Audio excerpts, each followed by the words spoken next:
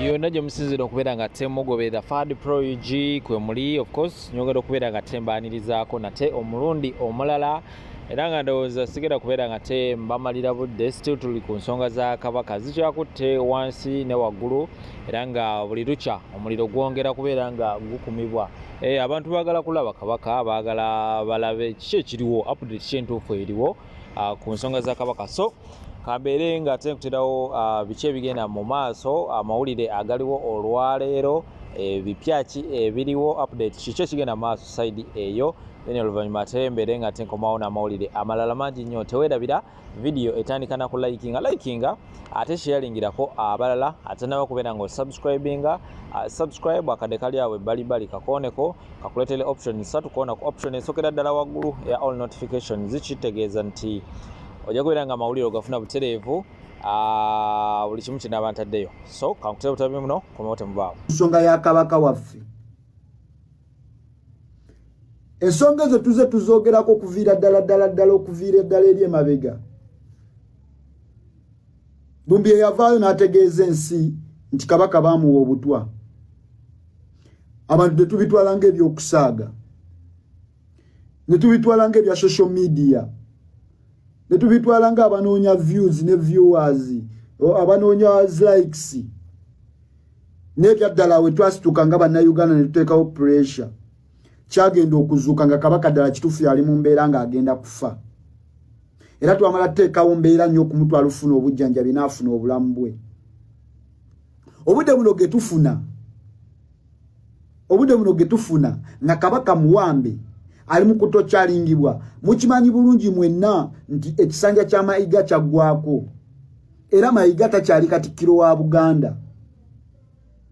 Bino bye tubabuulira biri on record, musharinge video. Mayiga takyali Katikkiro wa Buganda. Zino toche zibali mumukolako, bali mukumukakali nuwi addemu amuzeewo, anuwinge endagaano yebupya addemu amulangirire nga Katikkiro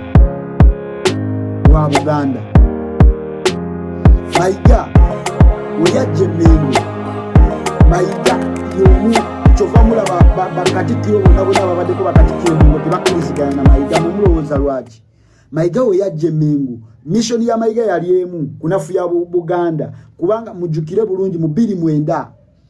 Abaganda twasituka ne tulaga obutali bumativu bwaffe lwe baagana Kabaka okugenda e Bugerere. Embeera gye twalaga mu 7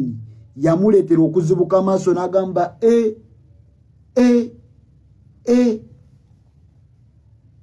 abantu bendiko bakambo we bati. Yaddayo n'atula ku map, ku schedule ye na planninga mu bibalo byabwe bye babala nga balina oyingiza omuntu waabwe Mmengo. Era bagamba ani asobola tukolera, ne bafuna omuntu atayina makulu gonna, ne bamuzimba ne bamuyingiza mu lubiri, kuba yali ye Mmengo, bo ne bamuplanning okutuuka we bamwagala n'afuuka Katikkiro. Nga Mayiga yakafuuka Katikkiro waati yali alina osooka okwetunda okumanyibwa ensi yonna mu ngeri ki balangirira kibayita ettafaali. Mayiga yatambula eggwanga lyonna n'ensi yonna okufuluma okugenda okunoonya ettafaali.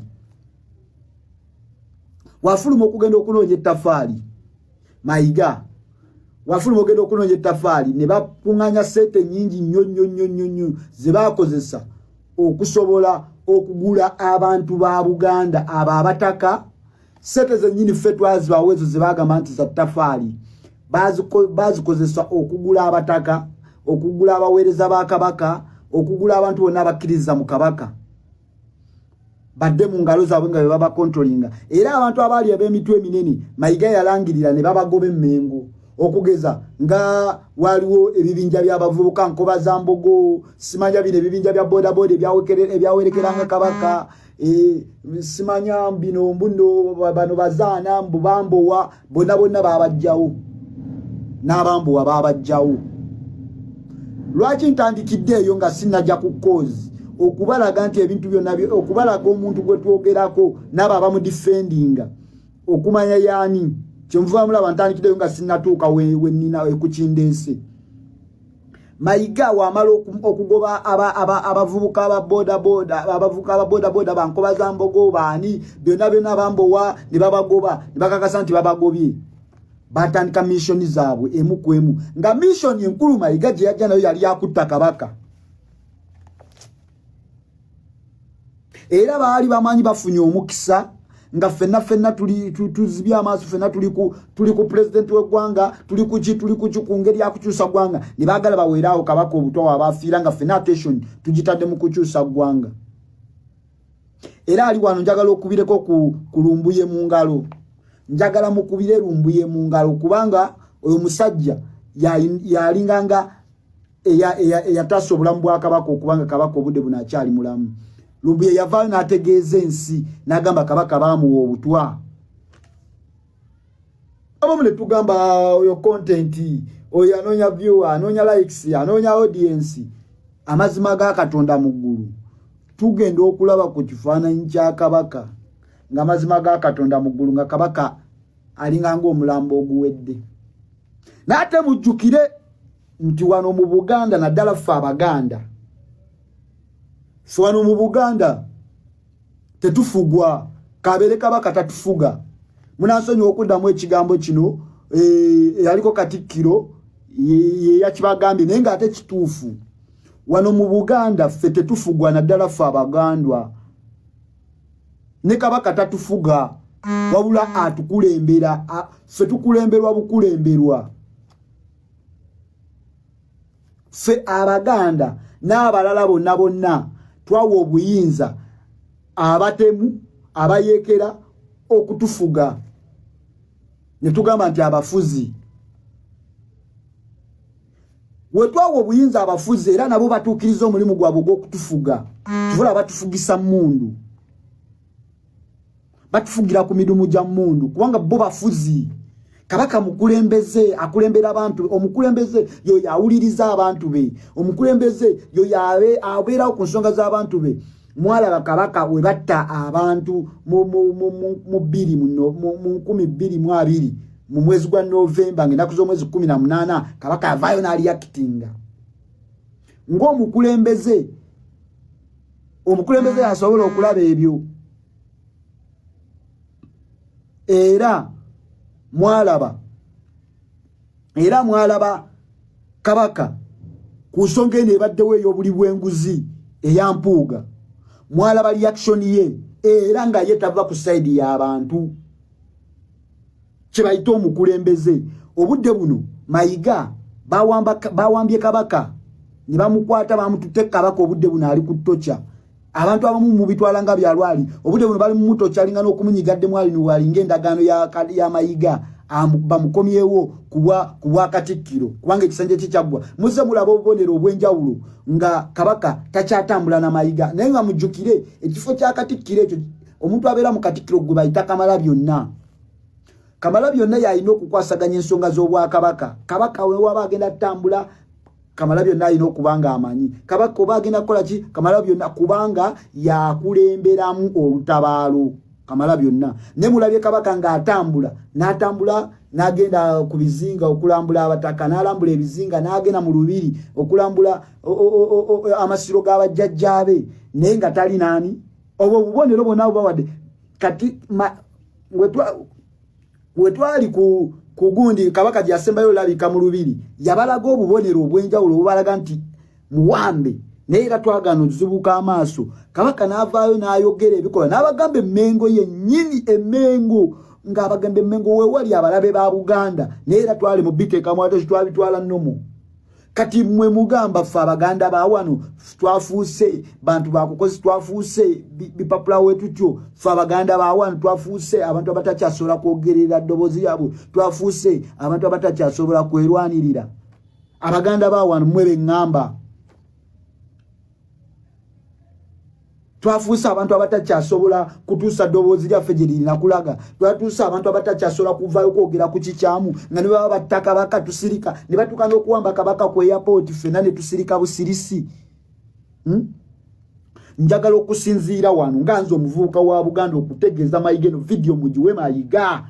mujiwe Mayiga sigenda kutya ngenda kufanga mfiriride ku mazima ngenda kufanga nyimiride ku mazima sikyusi watenze sigulwa nsiwa kugulwa binusu njagala mugambe Mayiga njagala mutuse ku video no Mayiga senga Mayiga wayita weekend gwako amazima ga Katonda muggulu nga tetunalaba ku kabaka senga weekend gwako nga tetunalaba kabaka gwe DPC we Mengo gwe ngamba gwe RDC we Mengo gwe yakwata no siba kabaka emikono gwe ngamba Peter Mayiga atakyali katikiro wafata atalina kyo tugamba senga weekend gwako nga tetulabye ku kabaka weekend we gwako nga tetulabye ku kabaka njagala bana Uganda mwena fe tugenda kulemberamu kubanga fe tufuse bane kyesirikidde omuntu omunze sisobola kulwana lutawo nendugusa nsoya dugusa nga ndina abantu bangi naye nze kanesa fe mu kale abali wano muli Uganda nti Waiza yafa ne yafa kukoze nze sigenda kufanga nziba sigenda kufanga nga ntochalinga abantu banga ntulugunya abantu zenyera kufira ku mazima nga nwanirira abantu omulimu gwangu akulwanirira dembe lya abantu kati obudde buno ngenda kulwanirira dembe lya kabaka wange oliye kabaka wange webanga yagenda okunzisa ne waddeyo kubanga mwenna musirise bana Uganda basirise tekyali asobola kuvayo byogerako wetubyogerako batulabanga ababi wetuvayo ne twogera mbunga bagamba abo byebiki kati bagenda gamba bagenda kwogera ebigambo bingi nnyo lokwansibye liboni eya people power eno liboni njisibye olw'ensonga kuliko people power bochi interpreting kigamba amanyi g'abantu saagala mugitekemu byabufuzi byonna tetuli mu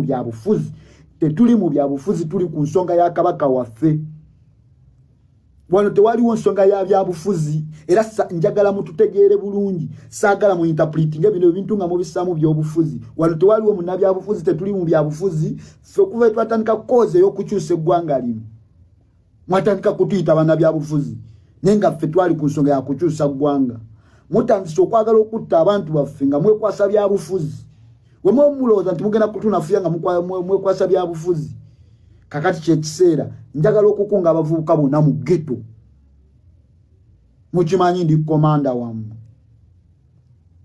njagala okukunga abavubuka bonna mu ghetto webanga nsonga ya kabaka na nsonga ya ggwanga tusitukirewo. Eno message njiweereza Kano Dr. Kizza Besigye wagenda novayo novumirira Kyagulanyi bulwaki alinnye ennyonyi n'agenda mu mawanga g'abazungu ebyo by'okulinnya ennyonyi tebijja kujjako Museveni. Kano Dr. Kizza Besigye wavuganyiza Museveni emyaka abiri gye wamala ng'ovuganya Museveni tetwawulirako wadde ka sanction naaka kibaali batadde ku Museveni naye Museveni byakola kati yabikola ne ku mulembe gwo yattanga abantu yasibanga abantu yatulugunyanga abantu yalumyanga abantu obwavu yakola byonna ng'era bwabikola kati naye abazungu ku byonna bye yakolanga mu 2018 baamulondanga global peaceful leader mu nsi yonna ng'omukulembeze akyasinze okuteekawo emirembe mu nsi yonna ne bamulonda. Kyagulanyi atandise omuvuganya 2019 atandika okuteekawo ki embeera 2019 saawa zino Museveni bamutaddeko sanctions buli wamu. Yes, n'ababba amabaati g'abanaku Kalamoja nabo babataddeko sanctions. Ate ezo sanctions si nnyangu, temulowooza nti ebyo ebintu byangu, temukirowooza nako nti ebyo ebintu byangu. Tewaliwo government official ayagala musibira mu nsi kubeeramu kubanga bamanyi bakoze banna Uganda ebikolobero bingi. Ate ezo sanctions zikola nkubuulira Kizza Besigye Kyagulanyi Ssentamu ebbanga lyamaze ng'avuganya Museveni newankubadde Museveni asigadde akyafuga waliwo bye tulaba ne tugaa nti wano mu butuufu Jaabu yamukutte omusajja akasuka Jaabu ne tugaa wano eŋŋumi yamukutte. Yes, naye gwe tetuyina we twalaba nako ng'onyenyaamuko wadde ku musajja ate ovaayo okkakkanya omusajja ono. Lwaki okkakkanya omusajja ono ate nga gwakuwa ekitiibwa